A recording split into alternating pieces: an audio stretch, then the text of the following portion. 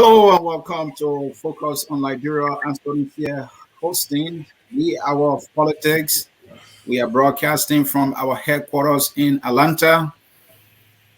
Today we have the Secretary General of the former Ruling Unity Party as our guest, that is Mr. Mo Ali, to discuss the topic, the Unity Party of today, its plans for Liberia, and the CPP. Welcome. Hit the share button. Share this broadcast with your friend and in chat room. You happen to be a member. He is a politician. His party wants to be in charge of our country. They said they did it before. They can do it again and maybe better this time. So let's talk to him about that Unity Party, its plans for Liberia. At this time, I will welcome my guest, Mr. Mo Ali. Mo, as we will always call you, welcome. Thank you, and thank you for having me. I am glad to be on your show, Sir, and you're always welcome to contact me to form a part of this program. It is an obligation to always keep Liberians, wherever they are, informed about our activities and happenings in the country. Thank you so very much, Maud. We appreciate that willingness to always be engaged to talk about the issues. A little about our guest. Mr. Mo Ali currently is the National Secretary General at the Unity Party or of the Unity Party. Prior to that, we can say former National Assistant Secretary General for Press, Publicity, and Outreach at the Unity Party. Also, former official campaign spokesman at Unity Party campaign 2017. And he studied water sanitation and health engineering at the University of Leeds. Studied biology and chemistry at the University of Liberia. He attended the 7-day Adventist High School. Another interesting thing about him, he is from Grand Kidman County. And more, how you call the name of this maybe town that you're from? I'm from Beneji. Beneji is named after a water. Mm-hmm. So Bene is the name of catfish in Va. In Va, catfish. Oh, okay. So when you say Beneji, it means catfish water. So the name of the town is after the water. Oh, wow. There are so many catfish in the soil. It's along the Kota Road. Okay. Yeah. That is good. That catfish, in my crew language, we call it kipo. That is named for the catfish. Again, Mo, welcome. But like I started here quickly, I see that you're from Kidman County. My understanding is that Akaras Gray is also from there. Is that why you guys are very good friends from what I've observed so far? Besides being from Cape Mount and being very good friends, we have some level of relationship. Akaros and my older sister and brother from mother, they are all cousins. They are from my older sister's father was from Tala. There's a Congo settlement in Cape Mount. Along the lake, is right on the lake Piso. So they and Akaros, they are cousins. Besides that, Akaros and I lived together for years. We slept in the same bedroom on the same mattress for years. So we just go beyond ordinary friendship. Is that when the both of you were in the struggle, struggling to survive that time? Very much struggling to survive. And Akaros Gray was our coach when we were doing the Meet the Challenge in high school. Okay. He graduated from SDA, and I also graduated from that SDA. So by then, our team was composed of me, the current Deputy Minister of Information for Public Affairs, not Public Affairs Administration or something, Waka Fufana, the guy who is our neurosurgeon in Liberia, Dr. Alvin Nado, Right. Another guy called Elijah Sako. He goes by the name of Mokra Sako on Facebook. Mm-hmm. He's an engineer. He's in the US there. And another one who is a mental health counselor, Augustine Sharif. He's also in the US. So Akaros was beyond coach. He was also our mentor when we were in high school. On the political front, we had not agreed at any point in time when we were at the University of Liberia. He was in Studa and I was in Soup. Okay.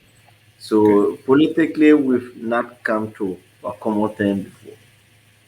Wow. Even on policy issue, there's no agreement on anything. Well, not that there isn't an agreement on policy issues, but it's just like most time we see it differently. Okay. Generally, in terms of ideology. Yeah, we see Okay. it differently. All right. Thank you, Mo. It's good to have you. Yeah, focus on Liberia. We try to show our guests the utmost respect, especially those who are in the political arena. When you're not there, you can say all the things, but when you're there, it's a different ball game. But let me crack a little joke with you here. I hope you're not going to take offense to that. For the interview, I hope you are not in a situation you can handle. You know, um, and Anthony. Yeah, Anthony Like said. when you sent me the name, I thought it was Anthony. Yeah, okay. So I said, how did he misspell his name? But then I read over and I said, Mhm. well, it's my first time hearing the name.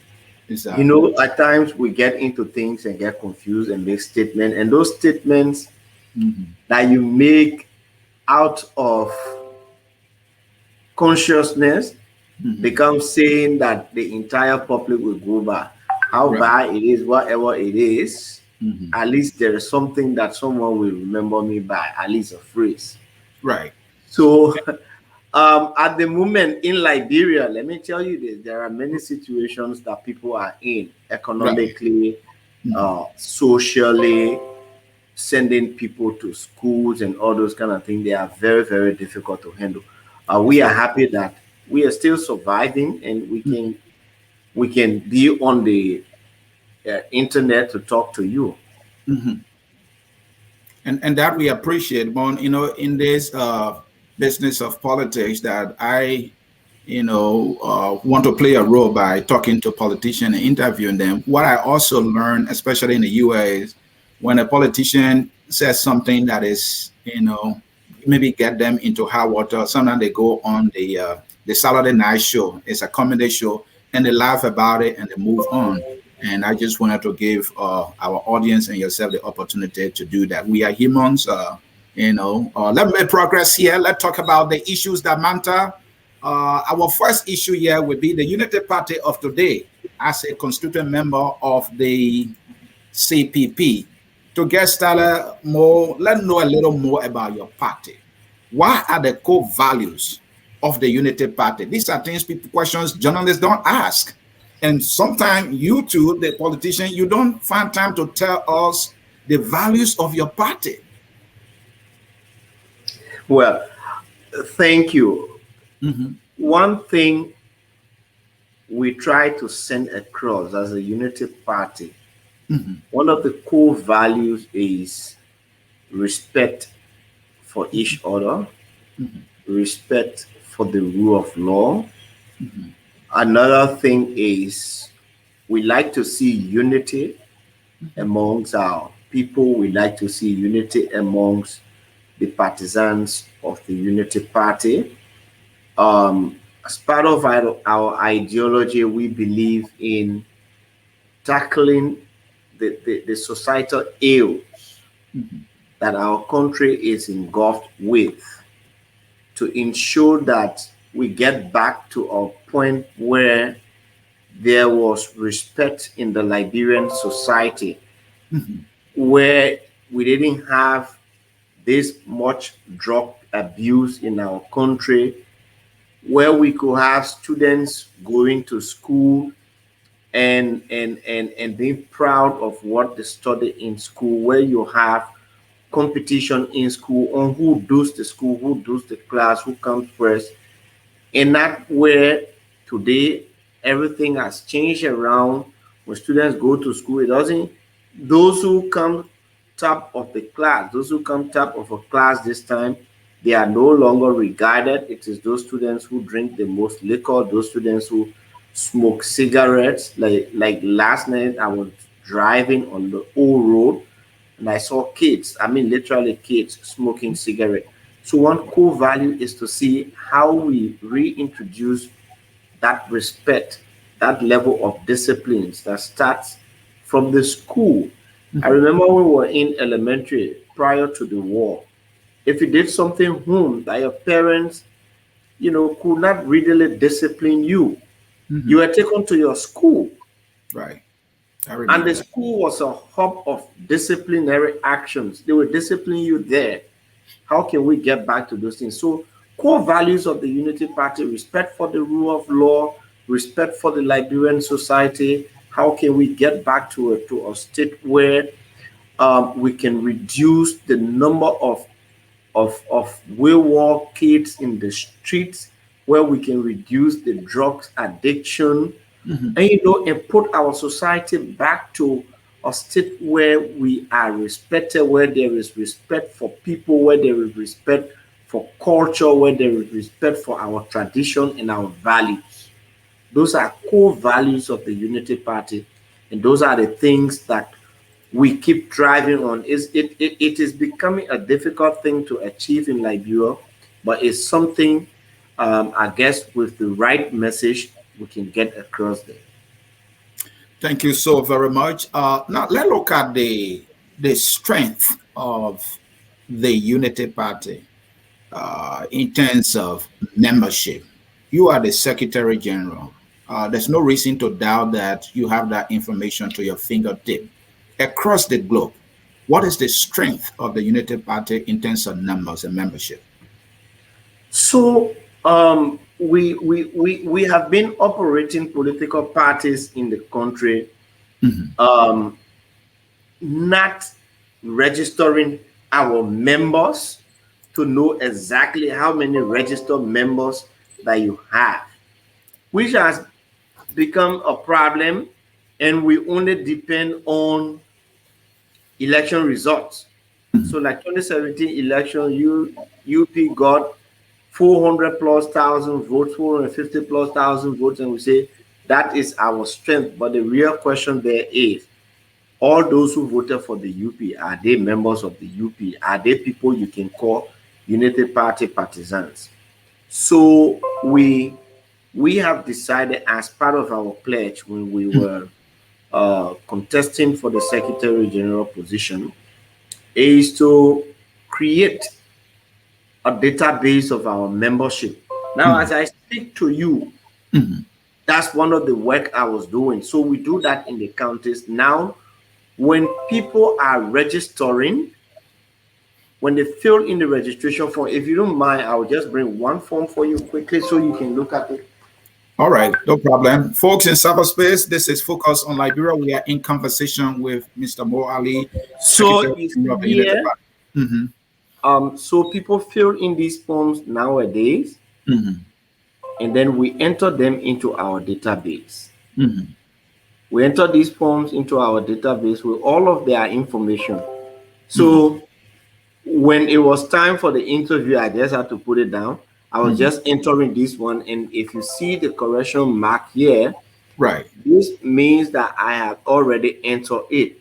So I was going by just, we do them by counting.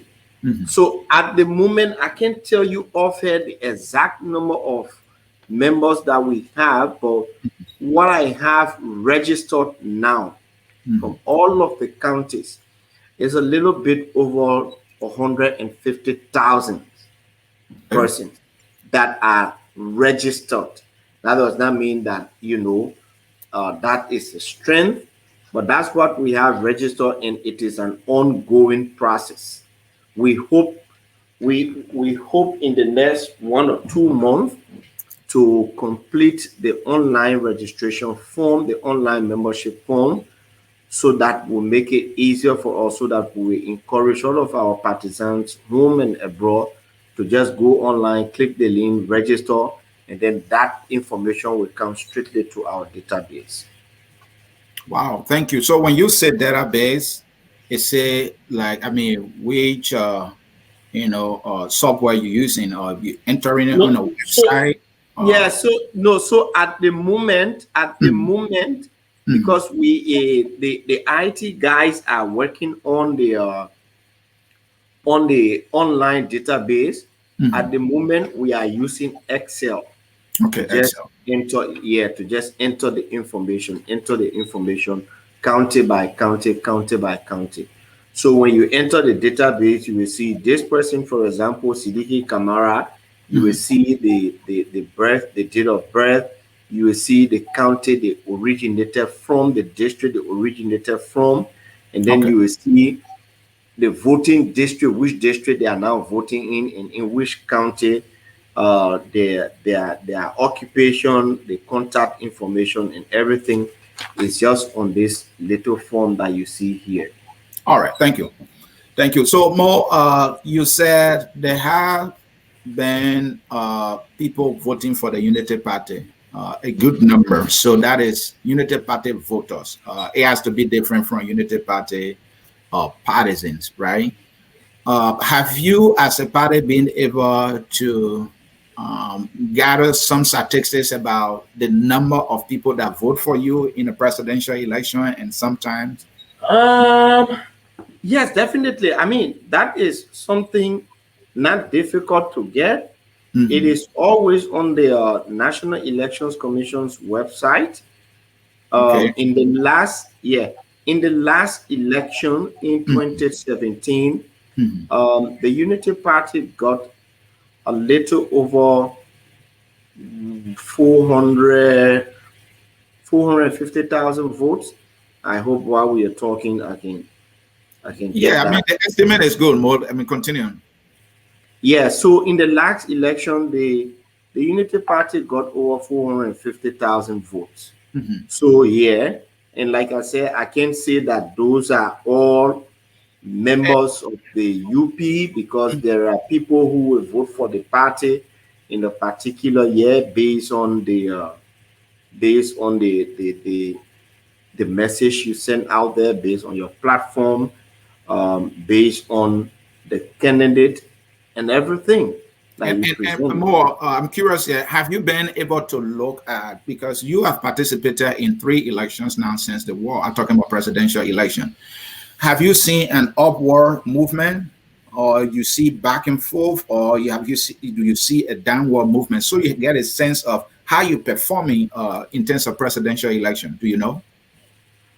Well, yeah, there have been upward movement, like in 2017.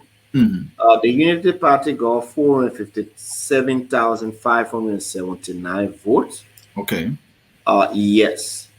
In 2011, Mhm. the party, well, I hope that in 2011, that number actually dropped, Mhm. because in 2011, we got 607,618 votes. Mhm. That was in the second round. Mhm. And in 2005, Mhm. 2005, the UP got, so in 2005 also we got 478,526 votes. So So in 2017, that means you've been around 400,000, 400,000.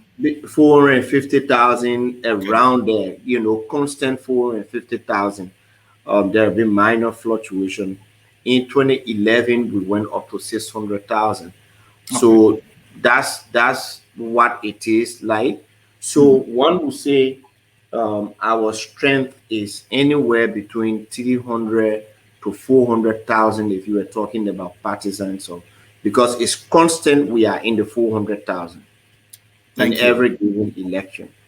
All right. So let's talk about the is the Unity Party is stronger in United Party today compared to pre 2017 election and after? Were you more stronger and united compared to the election of 2017 and after? At the moment, I would Mhm. tell you in clear, definite terms. Right. that the UP today Mm-hmm. is stronger and united than it was in 2017.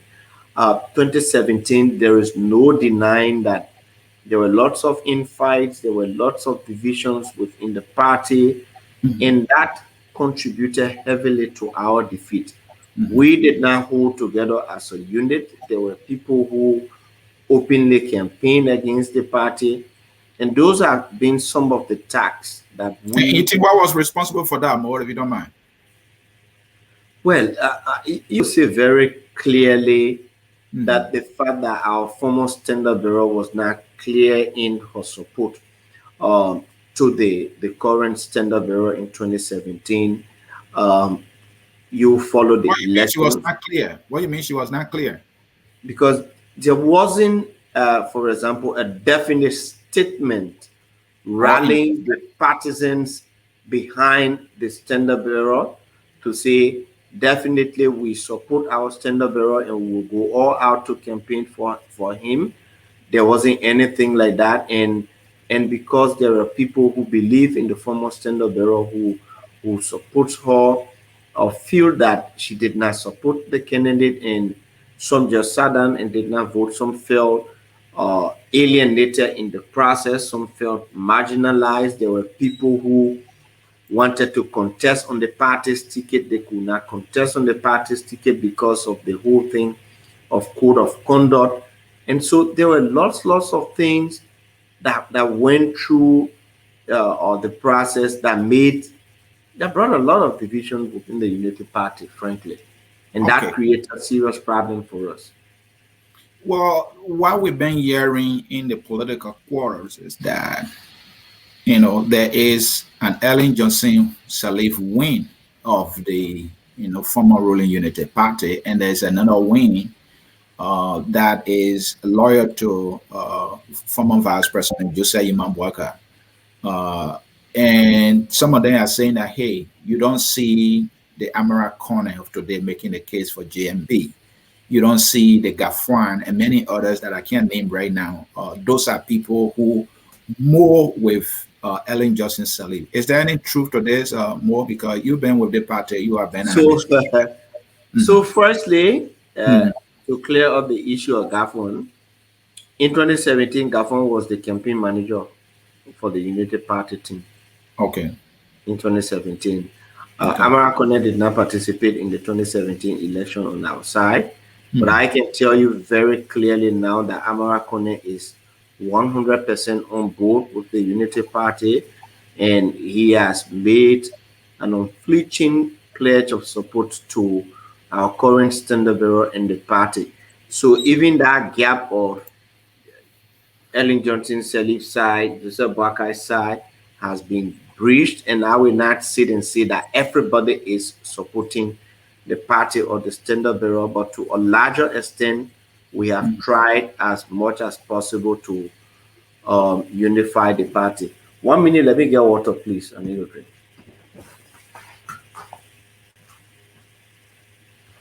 All right, folks. Mr. Mo Ali will be with us very quickly. You are watching Focus on Liberia. This is our program, The Hour of Politics, with me, Anthony Sie.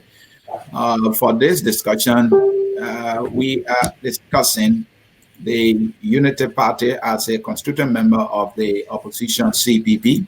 We'll talk about Unity Party position on CPP internal issues, and we'll talk about the plan of the Unity Party. That is the part that I like. If you're running for president or you're running as a party in an election, you have to give out a plan. Without a plan, we can't move forward. Yeah, let me come back to something we were saying earlier, talking about membership, which is key. I mean, more, how supportive has the Unity Party membership been in terms of due payment? I guess my question is also, how does the Unity Party raise money for the running of the party? So let me start first with the members. Mhm. The way we have been running political parties in Liberia, the way political parties are run, Mhm. um, doesn't give the sense of responsibility to members that they are supposed to support the party, that they are supposed to make contributions to the party. And so when we took over the leadership of the Unity Party and we started asking people to pay dues, it sounds very, very strange to them. They think and they believe that, on the contrary, the party should be giving out money to its members and all of those kind of things. And because you asked that question, I would like to take this time to call on partisans of the Unity Party. Look, it is not the political party that should be giving handouts to the partisans. On the contrary, the members are supposed to have a say in the party. The members are supposed to contribute to ensure that we have a vibrant political institution that is not controlled by an individual. We should not allow one person to to support the party, because when one person supports the party, that one person makes the decision, and sometimes those decisions don't go well with the general partisan. On to Are you raising saying that has been the case from the time the Unity Party became why it is known it, today? it has always been the case. There are just few members who make contributions. There are few members who pay dues. Now, how we raise Any plans funds, to change that more? Because this is a serious issue. Any we plans to we change are that? working on that. It's a massive challenge, but it's something that we think we can overcome. How the party raises funds is through dues and donations. Right. But dues from whom is the question. Our dues mainly come from executive committee members, and the highest due payers in the parties are the lawmakers, the representatives and senators who were elected on the party's ticket. They are also the highest contributors. These are the people who, when there are programs, when there are activities we run to, aside from the dues that they pay, they make extra contributions. There are also partisans who are better off. They make extra contributions in addition to the dues that they pay. You get contributions from the standard bearer, the chairman, in a higher amount, but that is basically how the Unity Party is surviving, operating, managing to pay its staff and all of those kind of things. Thank you. More recently, I reached out to you just before you could actually get a unique sense of what Focus on Liberia is, who am I, as a member of the network. And I was asking about news reports about, your party being in arrears by your headquarters. And I wanted you to speak to the accuracy of that because the report said you have been dragged to court because you owe more than 3 months. Is that actually true? So let me say this. Mm-hmm. I will start by answering your question. Yes, we owe some arrears for this headquarters where I'm speaking to you from. The Unity Party moved here in 2010, October 2010. That was under the standard leadership of Madam Sadif. And 7 years later, in 2017, actually 2016, Right. Ambassador Bakai took over the standard leadership. When he took over, we inherited a debt of around $180,000. Now, those who negotiated for this place in 2010, they negotiated with the McLeans, who owned the property, for a whopping $60,000 per year. $60,000 per year. That is no small money in No, that's big money. our economy. Now, And that can so, even get you a house. More, come to think about it, that can get you a house. absolutely. So when JMB took over, the McLeans, around the elections, they came out and said, "Oh, the party owes us 3 years. They have not paid their rent under Madam Salif, and so now you, the new standard bearer, you need to pay." And so the party had to mobilize resources through contributions and dues from its members and sympathizers. And we were able to clear off the $180,000 and pay extra 1 year. So a total of 240,000 United States dollars we're talking about was paid to the McLeans. Imagine that could have built a headquarters for us. When that amount was being paid, we told our landlords very clearly that 60,000 is no small amount for a political party, and that we could not be paying 60,000 for this place. We asked them to reduce the rent by 50% to $30,000. And we also asked them that instead of paying annually, we wanted to have paid the rent monthly.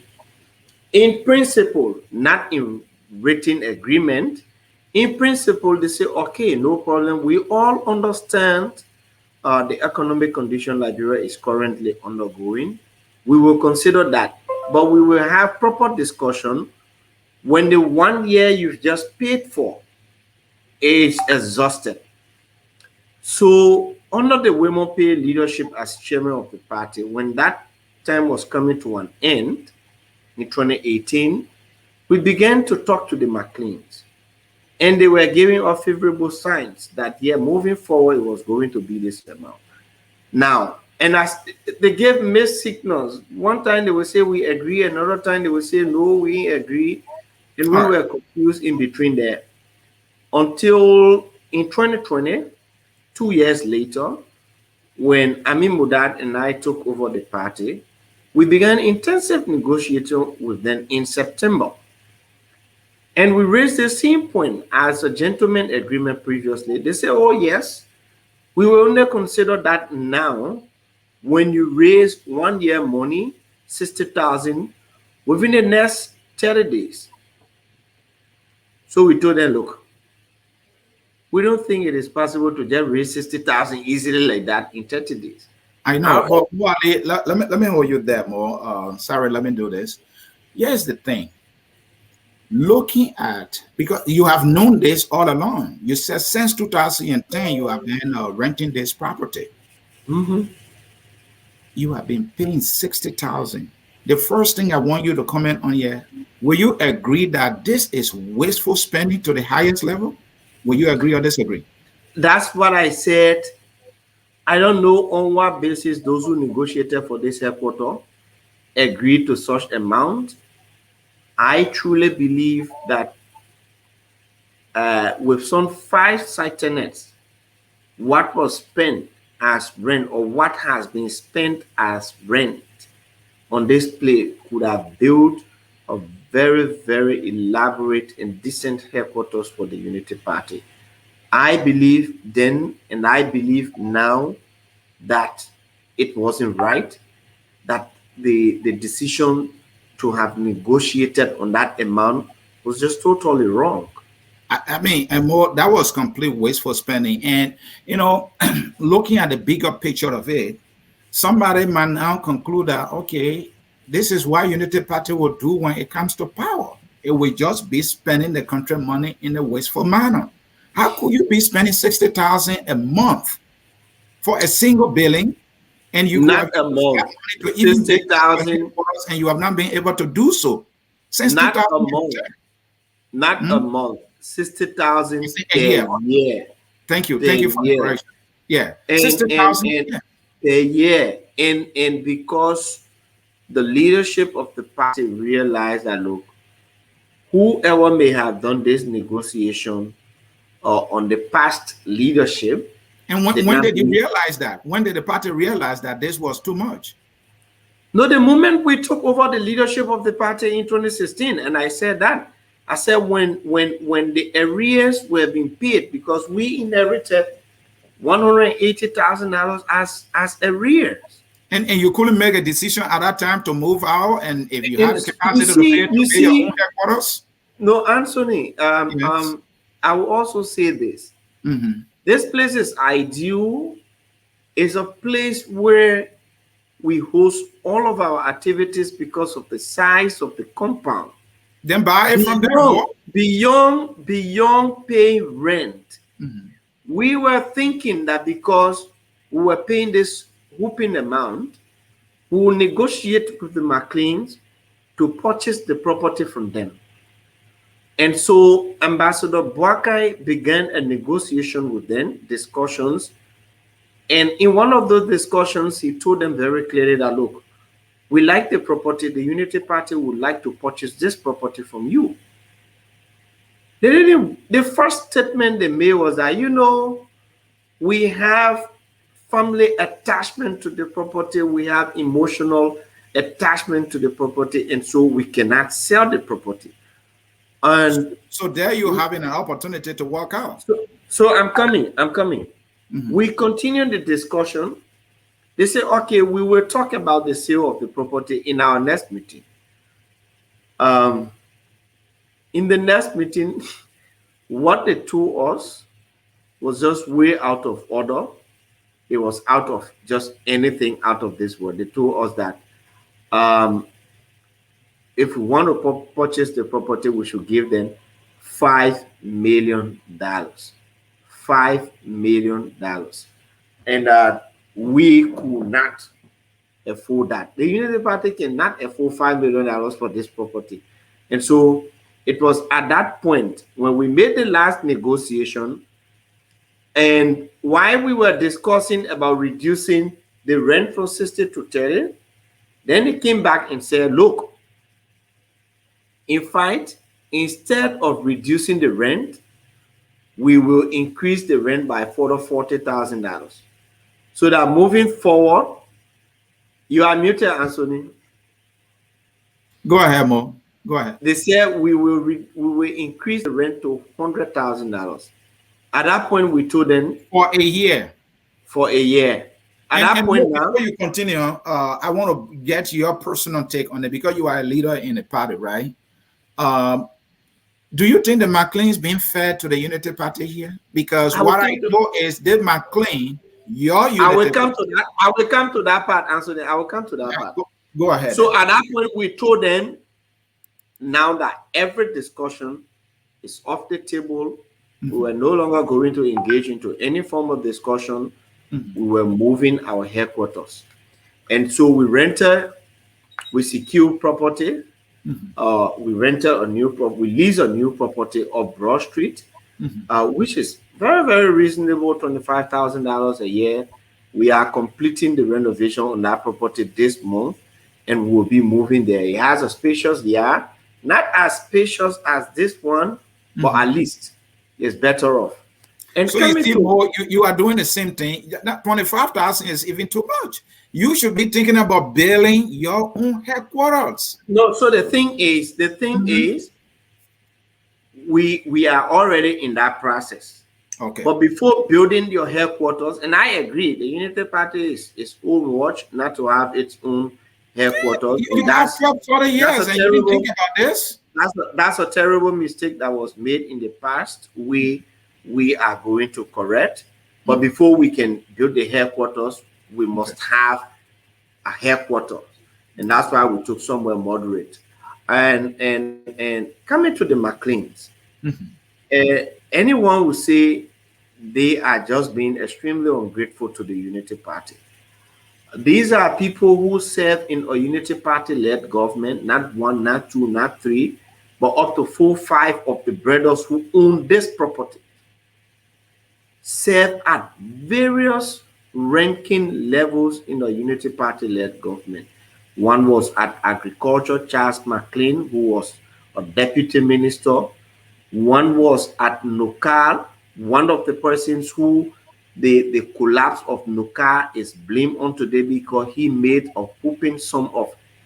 My understanding is that he was making around $30,000 a month at NOCAL. And the former person would take responsibility of the mess that was done. And then this is the same McLean. Go ahead. This is the guy who, in fact, told us clearly that it's either we pay $100K per year or we move. The guy was at NOCAL. There was another Wilson McLean at Ministry of Information, and later he became ambassador. And there was another McLean. There were McLeans everywhere in the government. to the annoyance, to the protest of Unity Party partisans, to the annoyance of people who supported the party throughout from 2005 to 2011. These people did not go out one day to say we are campaigning for the Unity Party. They did not contribute to our campaigns in any way, but they benefited immensely. And these are the people who turned out on the Unity Party and turned out against the Unity Party. So, but I mean, that's that. And what you think is to be blamed? Who you think is to be blamed? Yeah, Unity Party as an institution or the McLeans? Let me say this one.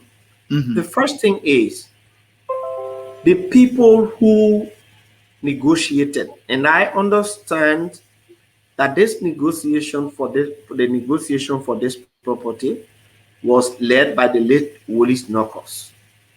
For whatever reason, Willie Knockers and others sat down and agreed with the McLeans to pay $60,000 for this place. I thought it was out of order. It should not have been that way. The second thing is, these people that led the negotiation for this place, Willie Knockers and others, they were not members of the Unity Party. They were supporters. But Unity Party accepted the deal, so it's well.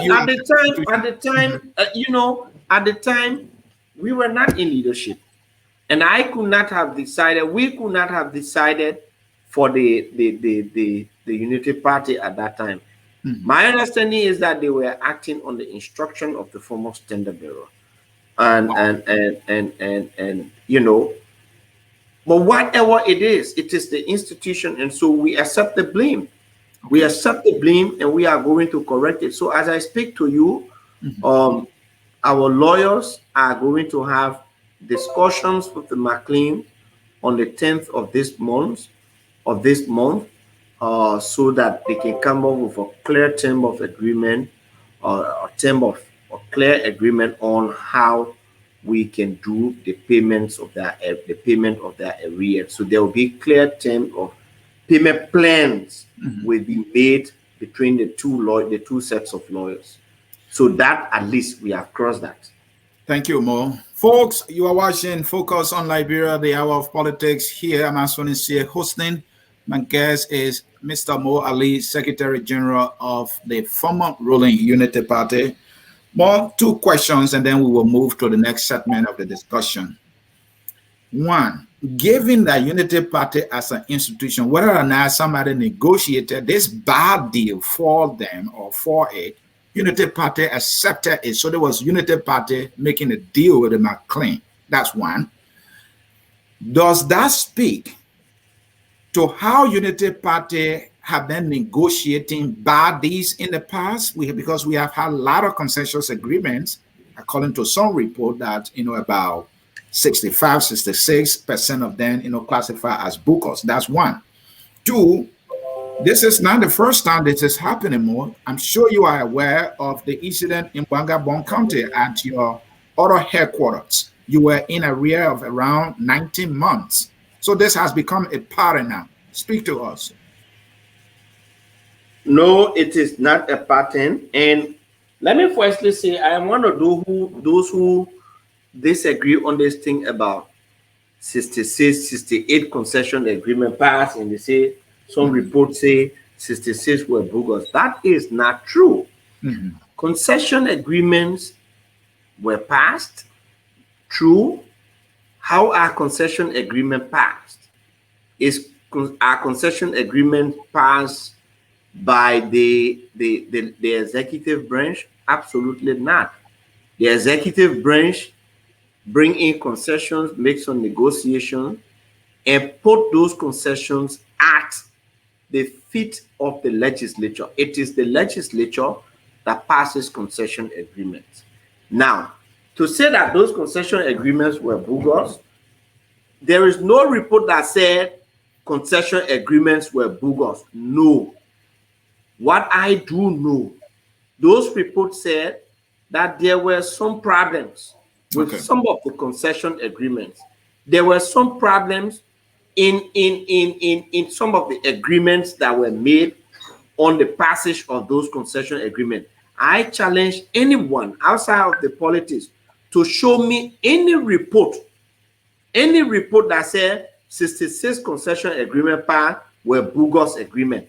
It is false. It is politics that people carry around. Some of those things that the report pointed out were just minor issues that the legislature should have done due diligence on. So there is no report that say 66, 68 concession agreement part, 66 were bogus. It is false. It is misleading. It is born out of sheer hate politics to gain popularity. But you know, the Liberian society is such that when people say things, other people don't take the report and read it, and everybody just flow with it. I hope one day we can graduate from these things. And coming to the issue of Banga and other places, you see, there are things sometimes that happen probably because when the party is in power, and everybody wants to identify the property in Banga was not for rental. It was somebody who said, look, this is my structure. I am a member of the Unity Party. I am giving this building to the party for just any little compensation, but I'm not charging. The party can use it for their how you call it, for their headquarters. And so that was the agreement. It happened that this person passed out. So a year or two later, some people came out and say, oh, we're the family of this person, and you owe all rent from the time you've been here. But no, that was not the agreement. That was not the agreement. This person, like me, I'm a member of the Unity Party. I have a building in Cape Mount. I could say, look, if that building was in Ravenswood, I could say, Unity Party, take this. I am a member. That is my contribution to the party. Taking and use it for headquarters. That is what. So does it mean that person was lying on the party? The party was not owing him? No, so what I'm saying, no. So I am saying the person who had the property, the person passed out, and some family members now came and say, you owe us. Okay. It's a lie. Okay. It is a lie. All right. It is a lie, he said, but it was all reported in the papers and somebody was claiming to be owner of the property. Anthony, let me tell you something. Just yesterday, right, or the day before yesterday, somebody sat down, took the Unity Party logo, and then did something like a release, right, and put it out. Guess what? Some people carry it. Guess what? Radio stations were saying, "Oh yeah, there's trouble in Unity Party. This person, this." Forget about what the people carry here. I will not talk about. And more, you know, the problem in some cases, right? There are times some media folks will reach out to those of you who may have better information or a counter to whatever has been reported. And sometimes for some reason it becomes, you know, kind of difficult to get you guys. Like when this story was reported, I reached out to you. I reached out to Mr. George Lobo. You know, you couldn't speak to that. And sometimes it can work against you. Do you agree? In some cases. You know, Anthony, when you are serving as a Secretary General of a party, right. I used to think it was the easiest job. It was something. What made you to think that? What made you to think that? It is extremely difficult. Right. It is extremely time consuming. As I sit here, right, there are people right outside there. They are knocking on my door consistently. They are waiting for meetings. As I sit here, there is huge work on my desk to be done, and so it is extremely time consuming. As I'm speaking with you, there are other journalists requesting for my time to talk to them. I am supposed to be on an interview for 45 minutes right after this one in Grand G there, and the day is just consuming. Sometimes you get extremely tired. Right. You burn out, but you don't have a time to rest because that's what you've chosen to do.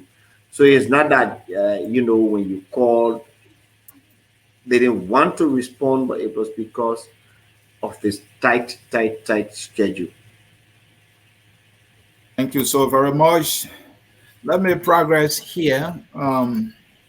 Let's come to Unity Party's position on CPP issues. Because of time, I'm not trying to control what you say, right? But make your answers a little more brief so that Very we can get succinct, to I as, agree. yeah, so we can get to as many questions as possible because I have more. The framework document. What is the official position of Unity Party? Was it altered? Were changes made? Was it temporary? Was it finger? What is your official position? Now, the United Party's official position is by the report that was submitted by the investigative committee.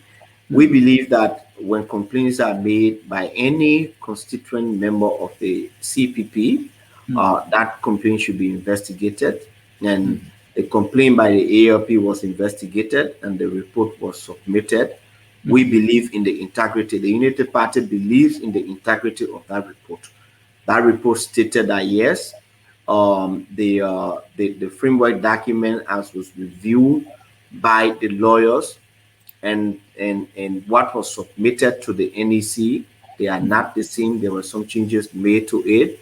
Number two, that the procedures that went through, that the document went through for amendment were not the procedures laid out in the document that was signed. There were a whole lot of procedural errors in during leading up to the submission of that document. That is the official position of the CPP. We believe in the integrity of the report that was submitted by the investigative committee.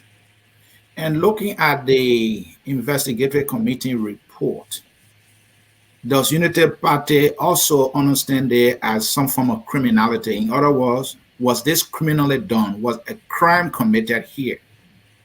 So I am not in the legal position to say whether a crime was committed or not.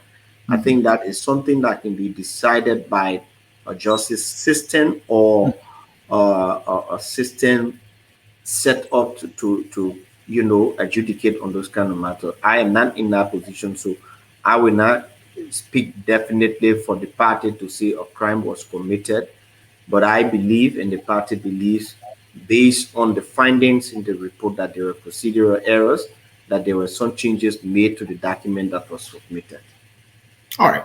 Now, it's a also the official position of Unity Party that only Vice President Joseph Imambuaka, as a candidate in the CPP, the only guy that can take President Weah down comes 2023. Absolutely. That is the position of the UP. He is our candidate, and we believe that he has got what it takes to challenge and defeat Mr. Weah in 2023. That is an official position of the UP. I'm looking at the word only. That doesn't mean that you do not trust and believe in any member of the CPP. Should the person be decided by a primary or a convention to take President Weah down? You don't subscribe to that, Adam?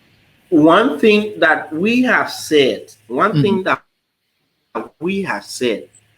any leader of the CPP Right. who stood up for election and was preferred by the CPP can do way better than Mr. Weah. At this point in time, we are not only talking about who can lead the country well, we are talking about election. Obtaining a victory against Mr. Weah is the point we are making. Who has that popularity? Who the Liberian people want to elect at this point in time? That is the part we're talking. We're not talking about basically the competence of leaders in the CPP. We know that leaders in the CPP are competent, but then even competence should go with experience. Who is the most experienced when it comes to governance in this country? Within the CPP, the Unity Party believes it is Joseph Imambuaka. The Unity Party and other like-minded people believe that Joseph Imambuaka has the commanding respect of the Liberian people to stand up and defeat Mr. Weah.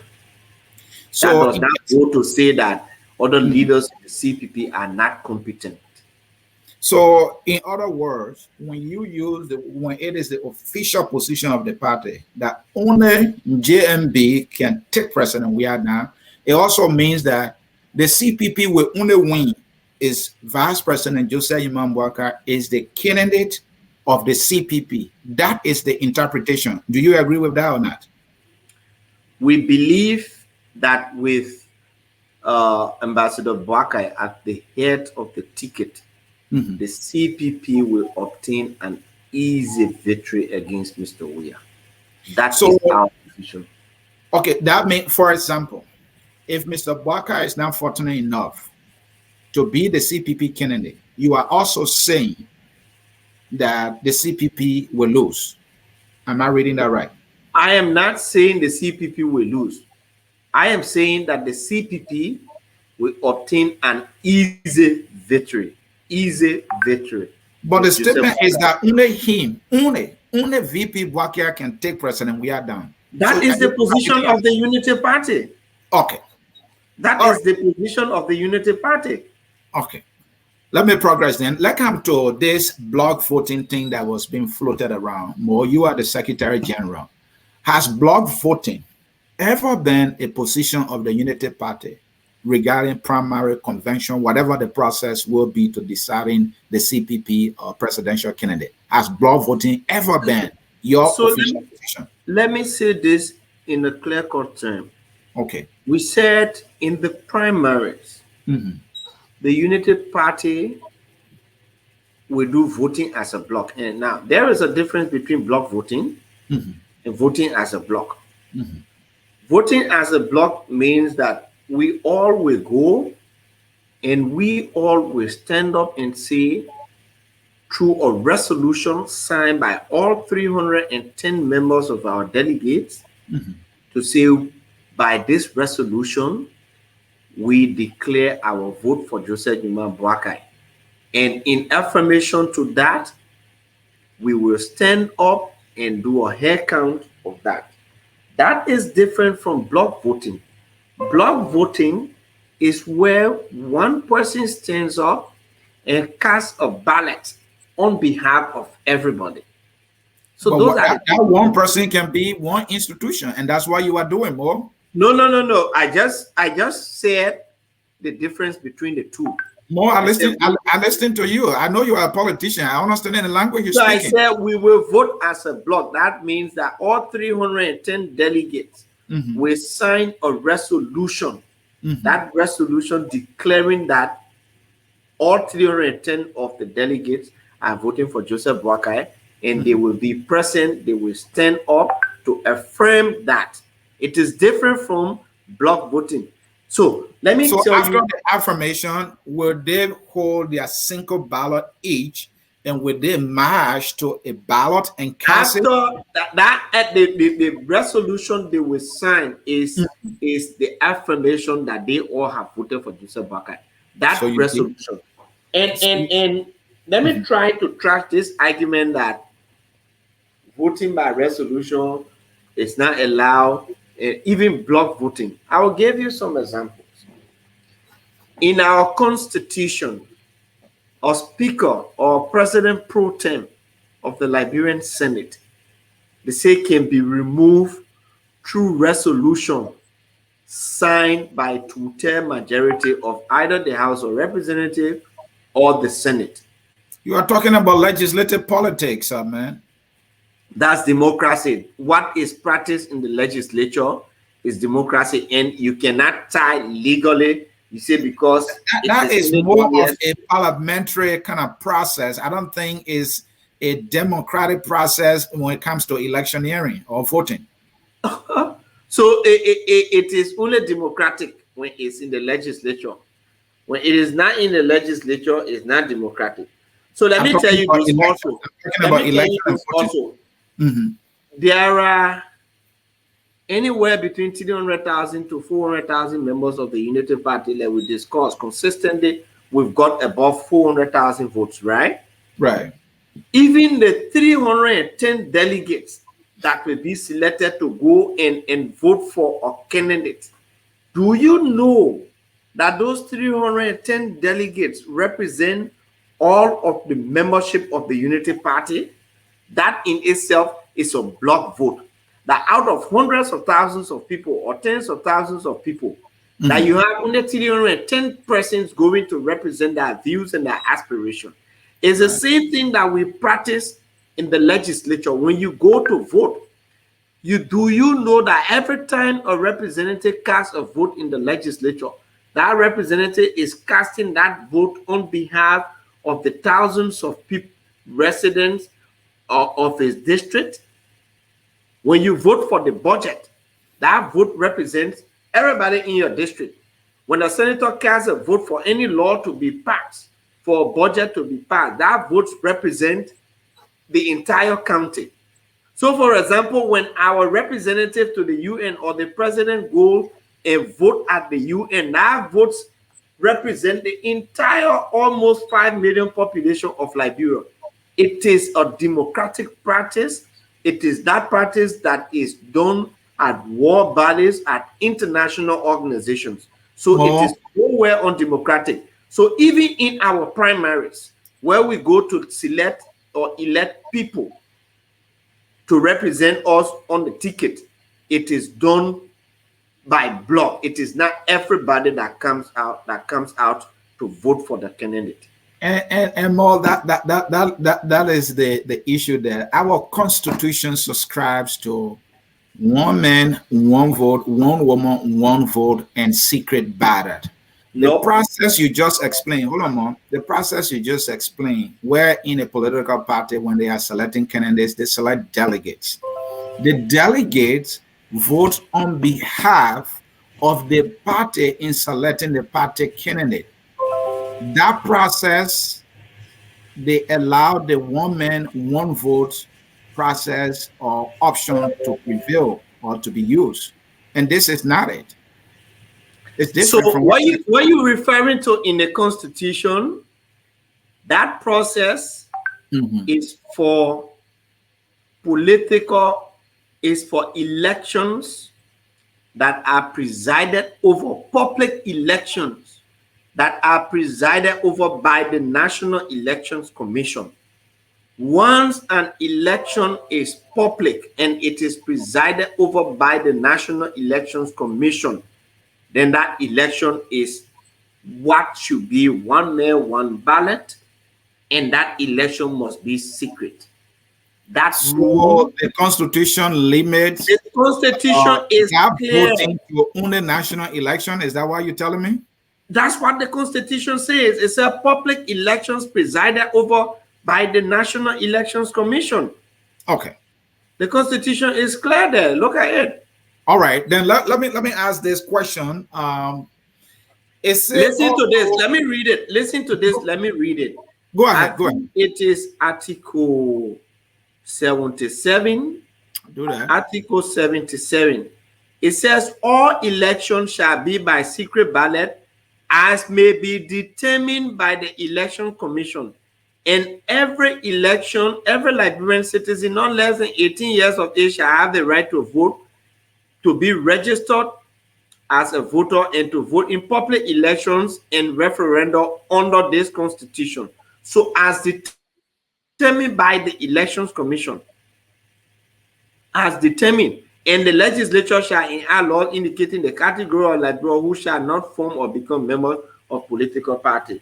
So it is public elections presided over by the Elections Commission. So not for example, you are saying that constitutional provision limits it to only elections conducted by the National Election Commission. In other words, national elections.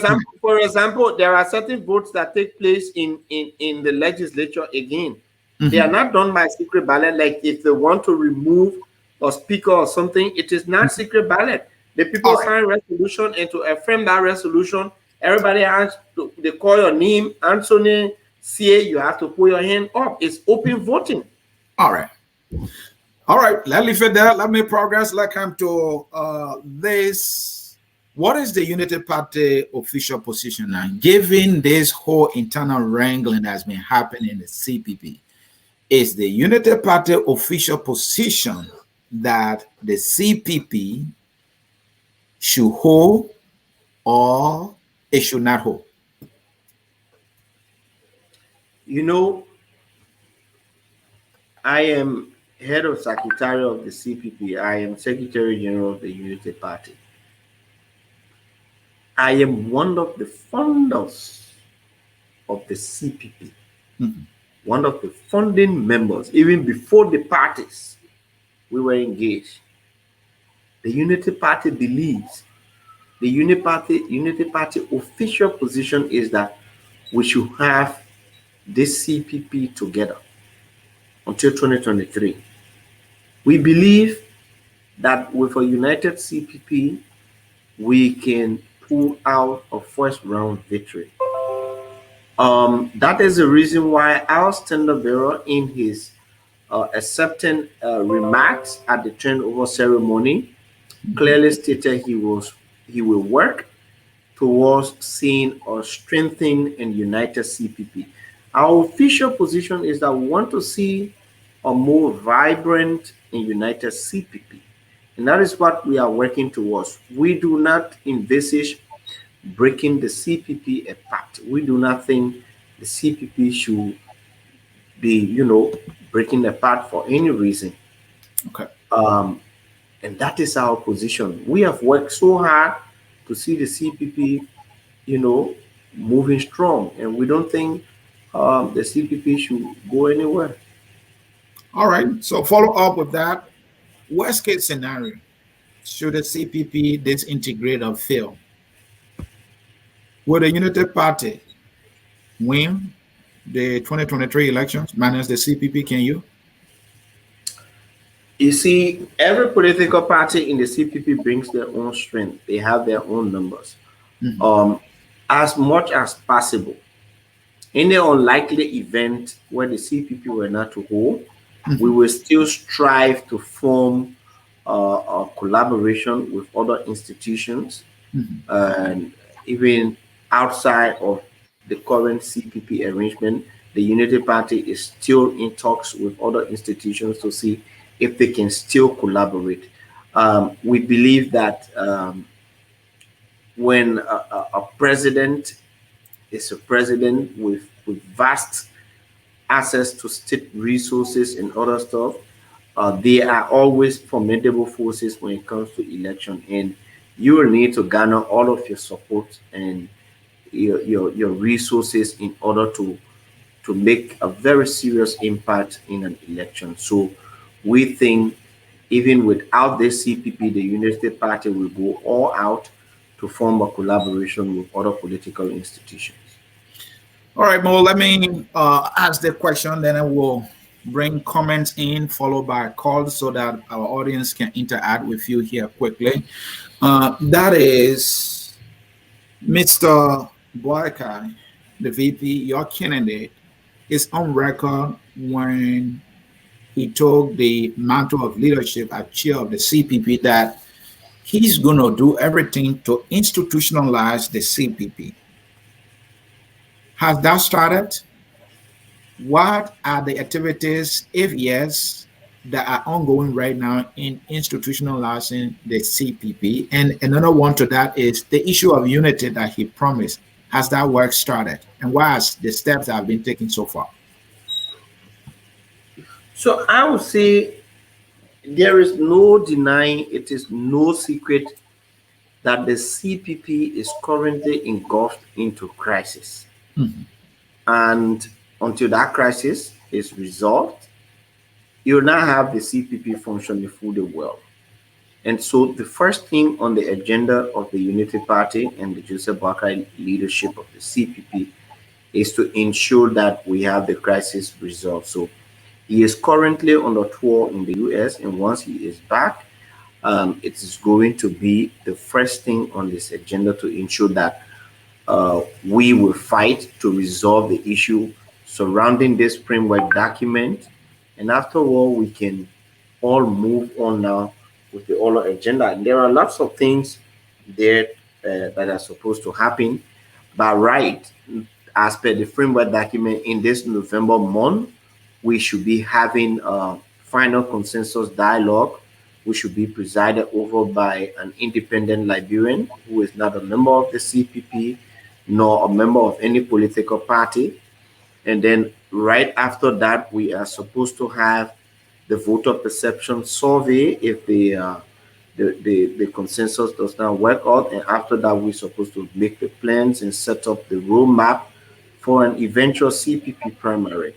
And so those are whole lots of things that we need to work on. But these things cannot happen when we have not resolved the issue of the framework document.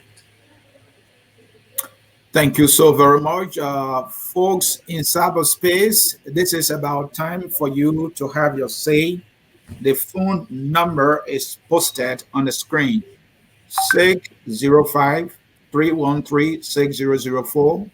The code is 791403, and you will be given the opportunity to ask your question that you may have for our guest, Mr. Mo Ali. So while we wait for you to place your call, we're going to take a short break. When we come back, we will be looking at the phone lines to see if you are ready for your call. So Mo, we're going to take a short break and we'll be right back. Thank you. At Focus on Liberia, we discuss everything Liberia, from education to politics, arts and culture, entertainment, agriculture, history, religion, family, and technology. Focus on Liberia uncovers and showcases the best of Liberia and shows the world the truth about Liberia. We educate, elevate, and promote all things Liberia. We conduct interviews, panel discussions, debates, and more. Tune in to Focus on Liberia on Facebook and YouTube and be a part of the stories that make up the news. This is Focus on Liberia, and I am Dennis Jah. And I am answering CA. While we wait for your calls, I will read a few comments here. Let's see this one from Edward Kemmel. How are you guys planning to unify the UP when your face of the campaign in the U.S. in person of Mr. Costa keep insulting the former leader of the party? Let's hear from River says, Pro, you made a good point. Not everyone that voted for a party is a partisan. It could be the candidate or their platform. Let's hear this one from Jackson C. Patrick. He's speaking to somebody else. Let me leave that one. Let's hear from James. James, right? Due payments are not common in our political landscape. Liberian politics is not institutional. People depend on one or few persons to support the political parties. Let's hear from Marie Quade. Marie Quade writes, I know they are crazy. How? Anyway, Marie is throwing some insults here. We are not going to read that one. Let's hear from Randall Thompson. Ellen Johnson Sirleaf had all these properties owners in government making lots of money, so they didn't bother her at the time. Ellen is in the know of this. Sad. That person writes. Let's hear from Tommy Babe. Madam Sirleaf, let me not say Madam Sirleaf, but say Madam Sheriff could be instigating this action from the owners. All the fingers are pointing at Madam Sirleaf. Let's hear from Maxwell Taylor. Mo Ali, your argument is poor. The McLean has no covenant with UP. The McLean are realtors and they deserve to be paid for their property. Go build your own headquarters. Let's hear from Justina writes, she is the one doing this, but I don't understand why Upstate wants to use that place. Accusing fingers still pointing at Madam Sirleaf there. Let's hear from Mobile Connor. It is necessary. We need not to hear that you had an agreement with the family who stopped you or any official of Unity Party from having property. You can't tell me this is not top officials of the party that don't have prime priorities. That person writes. Let's hear from Wissing Kamal. He writes, Mr. Johnson, you are right. The likes of Anthony are always happy and want to see things. My name is Anthony. I'm not Anthony, but I understand everybody kind of, don't get my name right. Not happy to see things go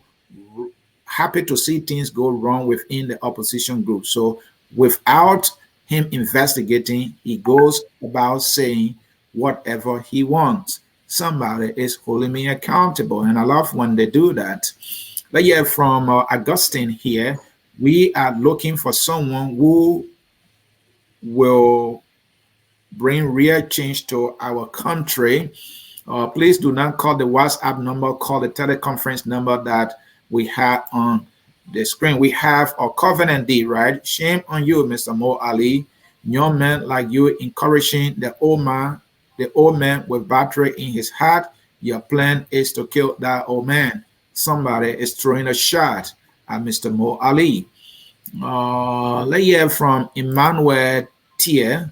Mo Ali, that is complete different thing you are saying. Let's hear from Jawon Ja. Mo Ali, you need to explain yourself better than what you are saying about the block voting, man.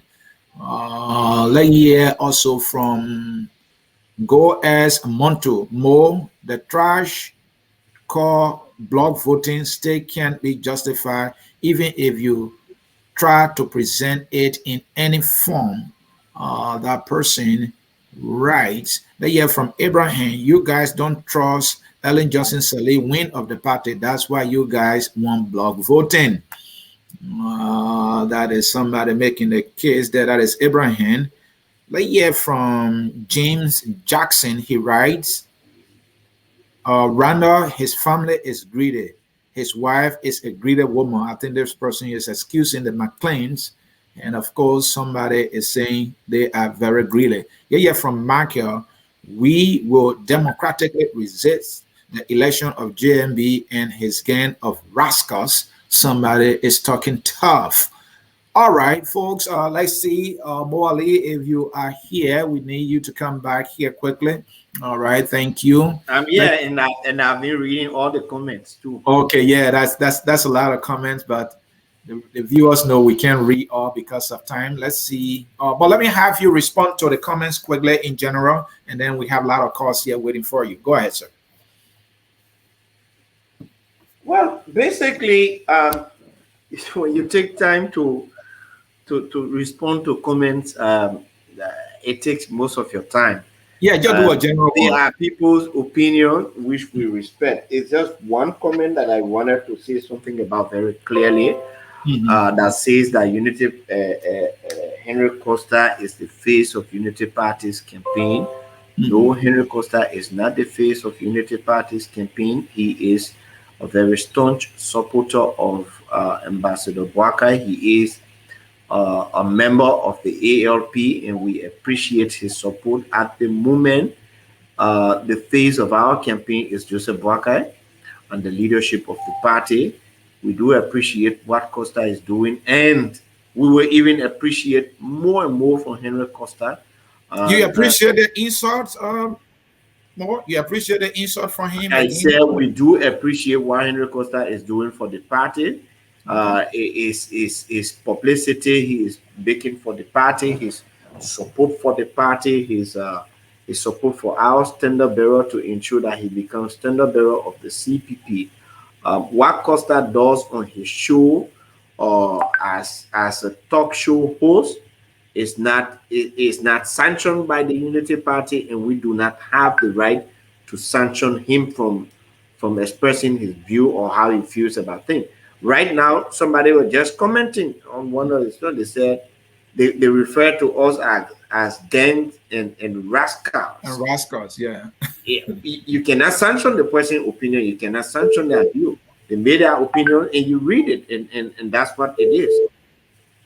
Yeah. Thank you, Mo. Thank you. Please call only the teleconference number, folks. Please call only the teleconference number.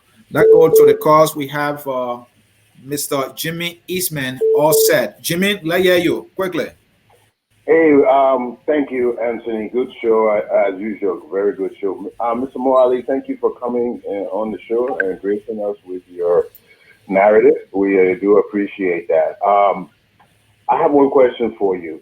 Given that the UP is probably one of the oldest parties, if not the oldest party in Liberia, we would expect, because of its long experience, it to show maturity, even if these other parties and other components are not mature.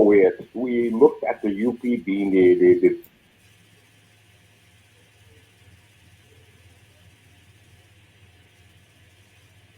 Is he there?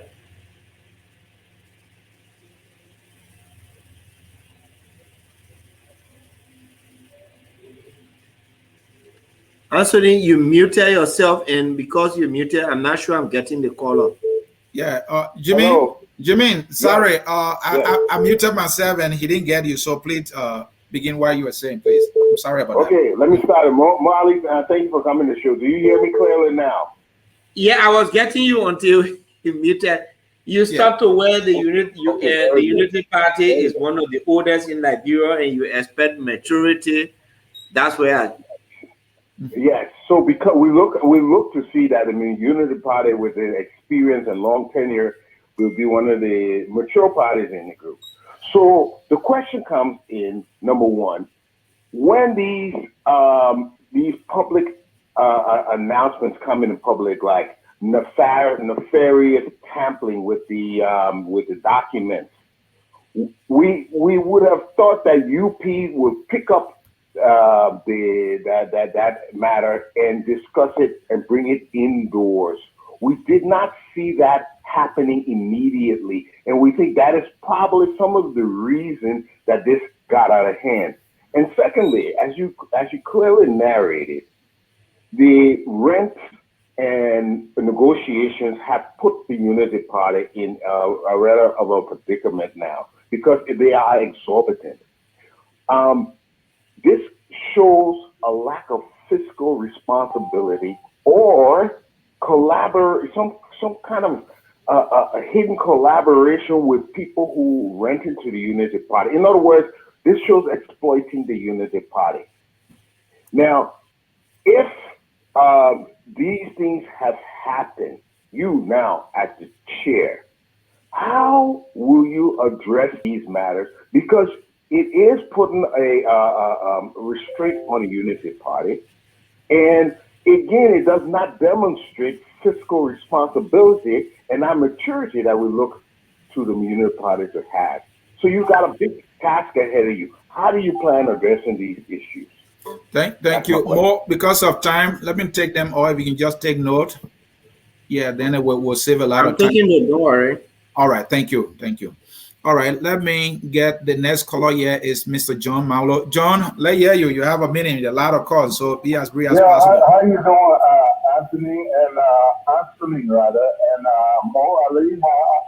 Good afternoon. And good afternoon. Mo Ali just said three things that I would assume are very irresponsible of a party. Talking about the renting of the building, they've been there 10 years, since 2010, and they're still discussing whether they owe the people and how much they got to pay. These people ask you to pay a certain amount, or if you can't stand it, leave. You didn't. You stay there until you're facing the embarrassment. The same thing with the building in Banga. And all of them, you're not taking responsibility for anything. It's always somebody else's fault. The question I have for you, what was the urgency of Mr. Walker's trip to the United States, knowing that he had this by-election to contend with? He knows his responsibility is to go and lobby with the contestants, and he didn't do for one and left the country for a month. Who does he expect to campaign with these people? Who does he expect to take his stead? And why? Why did he have to leave now? Why couldn't he have left earlier so that he be back in Liberia for it, and wait until it's after and come. What is the urgency? And that also shows me a degree of irresponsibility. Thank you. Thank you. Let's take another one here. That person is Mr. Opa Dwalo. Opa Dwalo, let hear you, my man. You have a minute. We got a lot of calls. Go ahead. Yes, sir. Thank you so much, Anthony. Thank you for taking my call. Mo Ali, listen, I have something. So when the collaboration came together, the CPC, when they got together, there was an expectation of an acceptable degree of equitability, meaning fairness. The black voting does not speak to that cohesion. But that's not my main question. Here's my question here to you, and I hope you can answer this. I know what Mo Ali is capable of delivering because Mo Ali has been a part of the Rudy establishment in the past.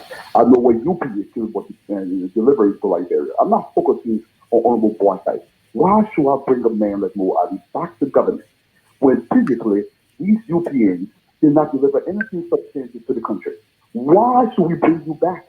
Irrespective of who you bring in as the standard bearer. I want to know why should I bring Mo Ali back to Liberia when the only thing he can do is work in government and not deliver anything substantial to the people of the Republic of Liberia. Thank you. That's my call. Thank you. Mo, they are ready for you here. Let's hear from Joel, caller with phone number ending in 7817. You have a minute, please. Go ahead. Yes, thank you. Hi, Mo Ali, thank you for the show.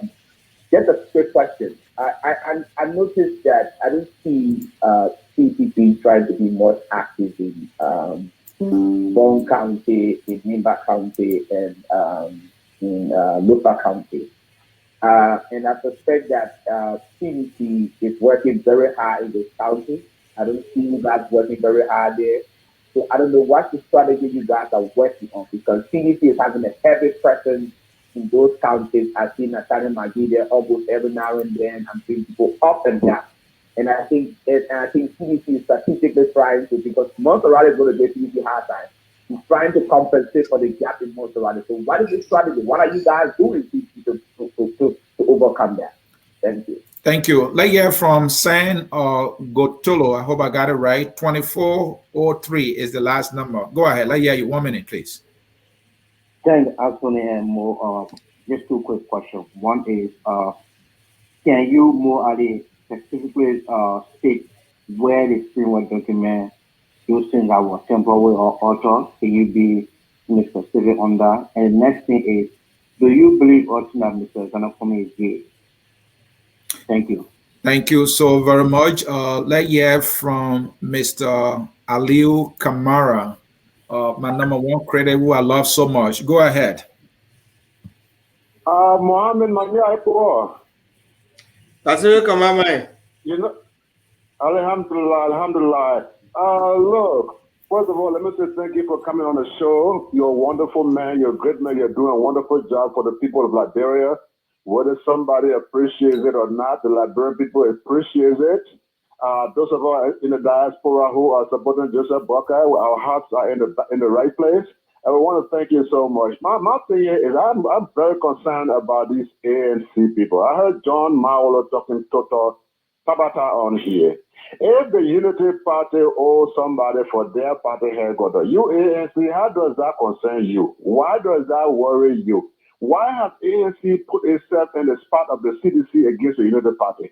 You know, somebody come up and say, oh, you know, black voting, it's not this, it's not that. The thing is simple. The Unity Party is an institution that is governed by its own bylaws. If the Unity Party decide by consensus that they want to do black voting, if ANC doesn't like it, then step aside. You cannot beat up. Now, the same man come up again and ask you a question.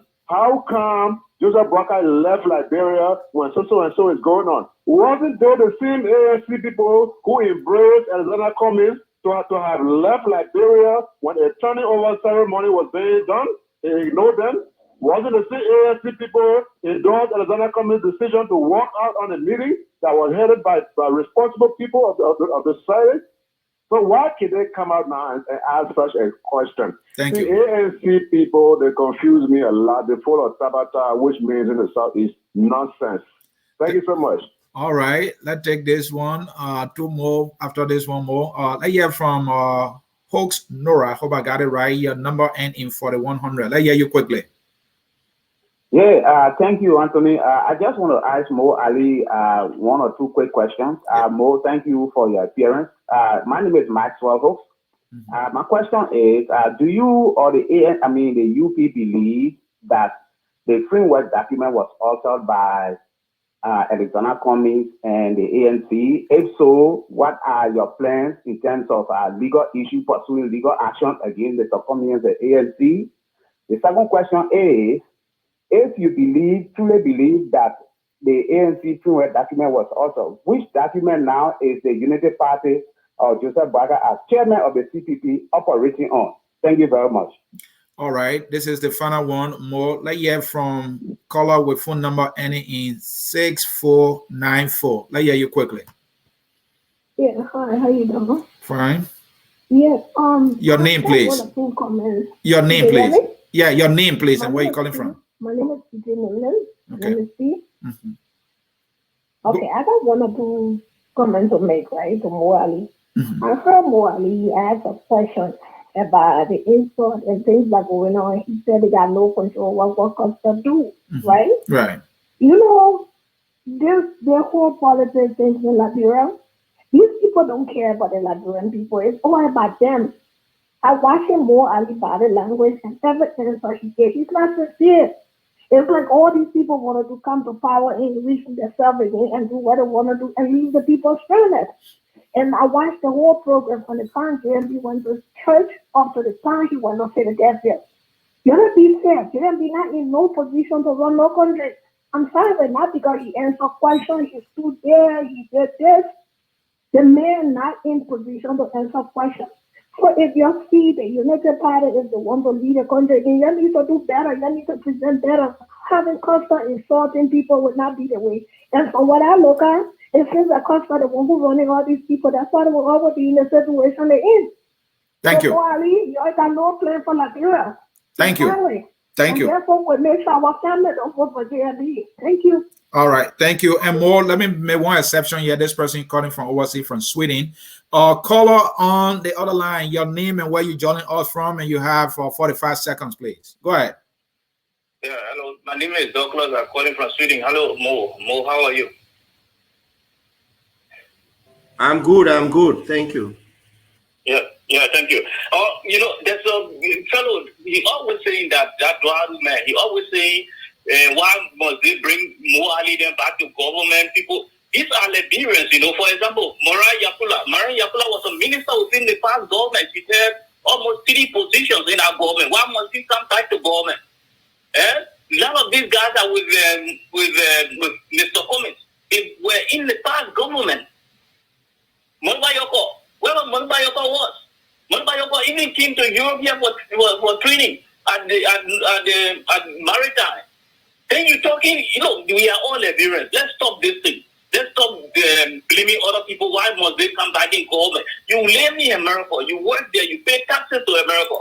Then why must they allow Cummings that live in America, pay taxes for America for many years, come back to Liberia, and he says, who don't want to be president for Liberia?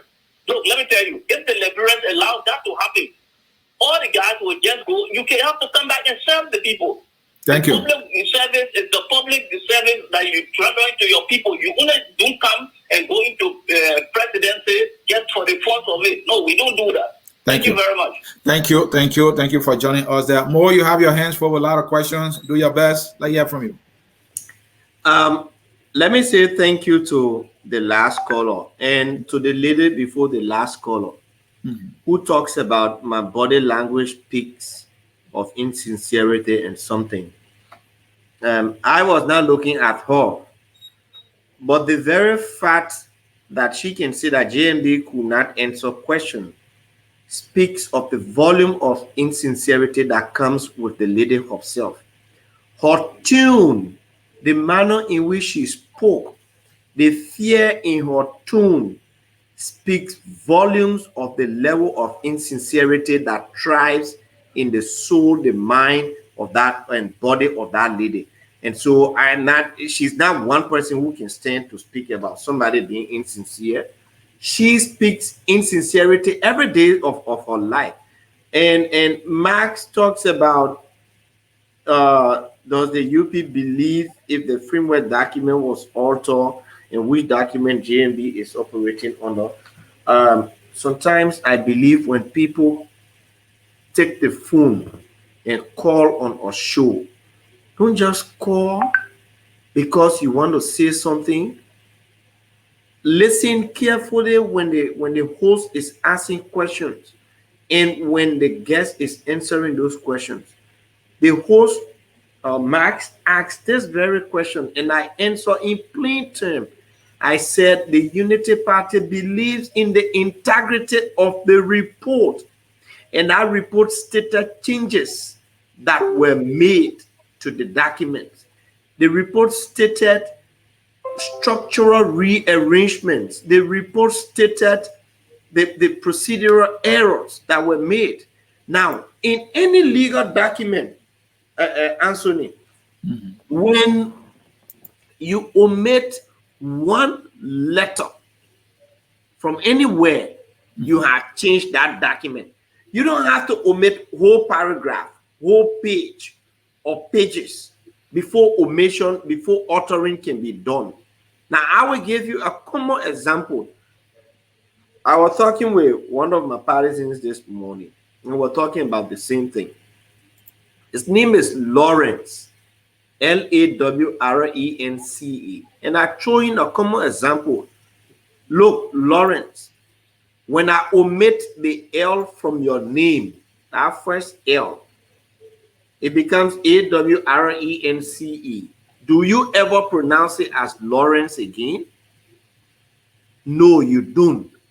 There were names of structures that were omitted. There were rearrangements done that faltered from the document submitted by the lawyers to that one that was submitted. How be it, because we have a document that was submitted to the Elections Commission, and it was based on that document that we were certificated, we continue to work with that document until we can discuss the framework document holistically and come up with a common solution. So for now, it is that document we will continue to use. And this other person said the CDC, the CPP is not active in the campaign. Well, I would say the way we campaign as a unit for the 2020 senatorial election, true, we are not campaigning as a unit like that, but that does not mean that we are not active. For example, I was in Nimba on Saturday. Senators Lawrence, Nyoblikanga Lawrence, and Senator Dillon, along with members of the Unity Party hierarchy, were in Bong. We are planning a joint campaign in Bong. So today or tomorrow, I will be on the radio in Granjide. And even the CDC you talk about, my brother, for example, Joanne Howard Taylor, the vice president, is supporting another candidate in Bong, while Nathaniel McGill using state resources. Only Nathaniel McGill was there, but it will appear like the whole CDC is there because using government vehicles and government resources to win a campaign for their own candidate. The same thing in Nimba. So we are campaigning. True, we are not campaigning as a unit like before. Now to this guy who said, why should we bring Mo Ali then back to government? And because you referenced my name, of course, the last caller made very salient points which could counter him. It does not mean that when somebody is in the hierarchy of the Unity Party, then that means for 12 years when the UP was in power, that person had positions. The first time I ever held a paid job from government was in 2015 October, and I resigned in December 2018. And I was just an ordinary civil servant.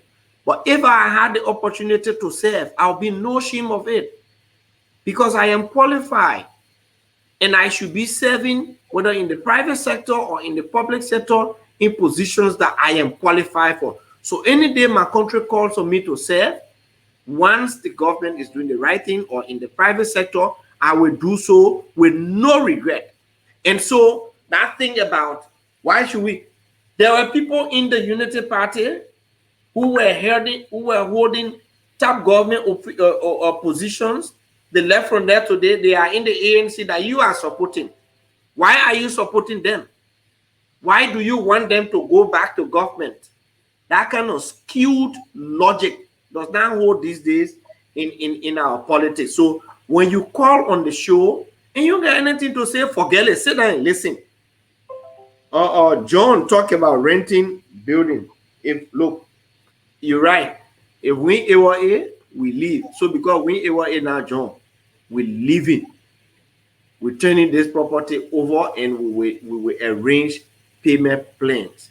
And I do agree for once that even then agreeing to pay $60,000 for this structure was wrong then. It is wrong now, and we cannot continue it. And so we will leave. We have secured new headquarters, and we will be there. And then somebody, the first person, Jimmy talked about things like public service announcement. He talked about the Unity Party should be the most mature and everything. So Jimmy, you're talking about the letter that was written by Mr. Ure.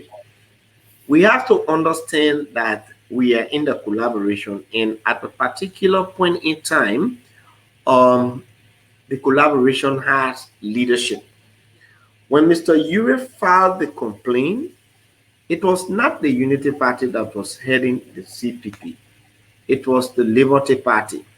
Besides that, Mr. Ure wrote an internal communication. How it got to the public, the Unity Party has no knowledge about that. But it got to the public.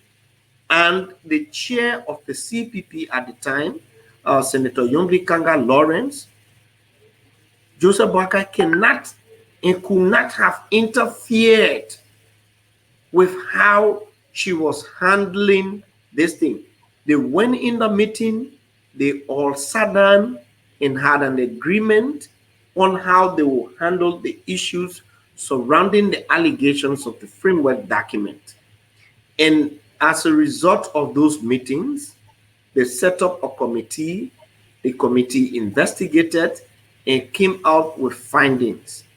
The findings, as agreed, were to be submitted to the lawyers, and the lawyers would have reviewed through them and come out with something. Unfortunately, our lawyers did not do us justice.